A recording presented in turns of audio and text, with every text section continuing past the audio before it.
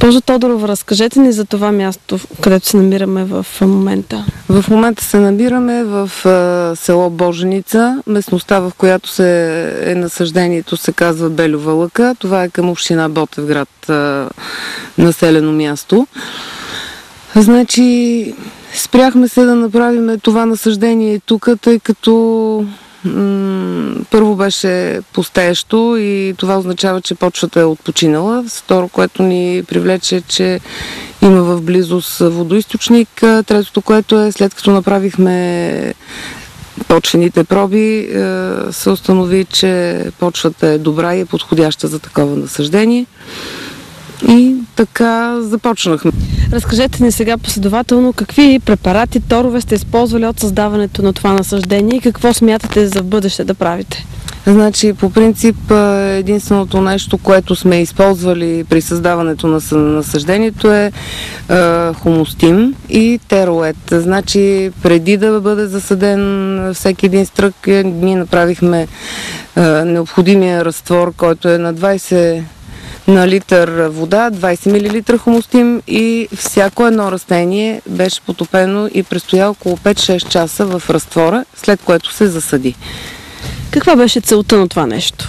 Значи целта на това нещо беше наистина да докажем, че ефектът е страхотен за прихващане първо на този хуматен тор, тъй като ние в момента имаме 98% прихващане на растенията в насъждението. Важно ли е органичното торене? Вие като агроном ще кажете за растенията и какво дава органичното торене? Добре. Значи, органичното торене спомага за по-добра коренова система и по-мощна коренова система, от което пък вече се води до по-добро прихващане и съответно плододаването очакваме да бъде по-високо, разбира се. Добре. След това, какво участие на хумустим предвиждате при растежа на тези растения? Значи в последствие, след като сега приключиме с основната обработка, да ги приведем в съвсем нормално състояние, смятаме да ги подхраним лисно растенията, тъй като очакваме да се повиши и добива от това лисно подхранване с хумустим. А поливане? Поливане също се предвижда. Значи на този етап ще подхраним само лисно, тъй като нямаме възможността при поливката да вкарваме хуматния тор, но предвиждаме за следващия сезон да направим капково напояване и да вкарваме хумустима при напояването. Защо избрахте да използвате точно хумустим? Значи решихме да използваме хумустима, тъй като той е биологичен тор. Има от хуминови киселини.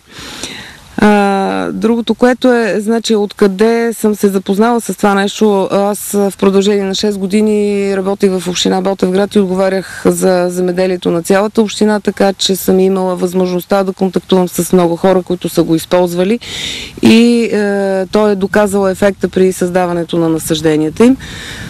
Точно поради тази причина и ние решихме да го използваме, още повече, че все пак сме агрономи и знаеме кое е по-добро за дадено растение и би дало по-добър ефект.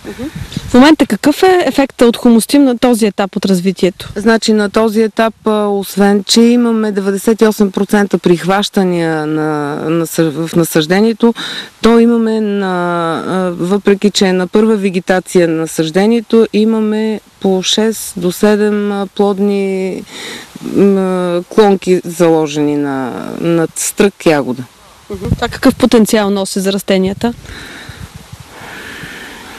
Значи очакваме на следваща вегетация. Първо очакваме добива да е по-високо от реалното, което се очаква при едно насъждение на първа вегетация. А пък в последствие предполага се, че ще се увеличи в следващите години добива, така че... А това ще ви донесе и успех като земеделски производители. Къде смятате да реализирате продукцията след това?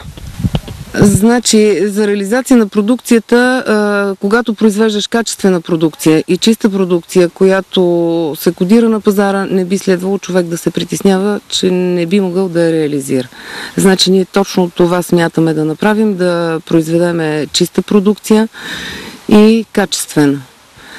Точно поради тази причина решихме да не използваме полиетилен при засаждане на насаждението, а смятаме да заслоняваме, тъй като полиетилена също е изкуствена материя, която не се разлага по принцип в почвата, но не можем да кажем, че тогава имаме съвсем чиста продукция. Все пак вие развивате някакъв вид екологично земеделие. Опитваме се точно такова нещо да направим. Казвам, опитваме се. Имаме като идея да създаваме и друго насаждение, значи евентуално малиново насаждение, но на този етап не мога да коментирам нещата, тъй като той е в перспектива за нас. Но мога да кажа, че по същия начин бихме използвали хуматния тор, както го използвахме и при ягодите. Как виждате бъдещето на този хуматен тор в българското земеделие?